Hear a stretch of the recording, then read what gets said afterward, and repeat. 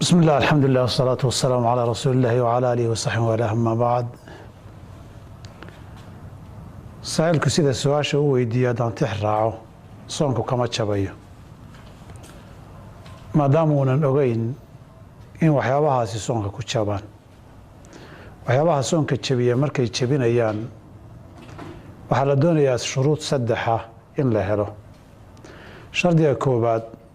qofku inuu garanayo waxaan xaraam iyo wax soon jabinaya inuu yahay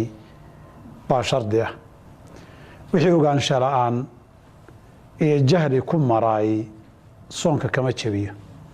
shardiga labaad waa inuu xasuusan yahay soonkiisii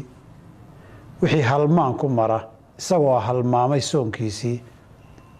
isagana soon kama jabiyo shardiga saddexaad waa inuu khiyaar leeyahay wixii khiyaarka laga qaado ama lagu qasbo si kale haddii loo yidhaahdo isagana soonka ma jabiyo iyadoo meelaha dulaaleen wax kaa galaan cunto iyo cabitaan iyo biyo wax lamida oy gudaha culimmadu jawfka u yaqaanaan ama inta gudaha duleesha ay u gudbaan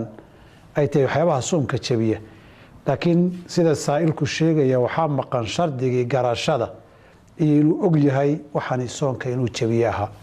saa darteed masaladani jahliga uusan garanayn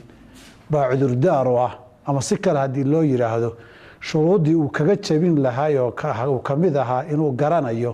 shardi ka mida ayaa la waayey saa darteed qofkaasi soonkiisa ma jabinayo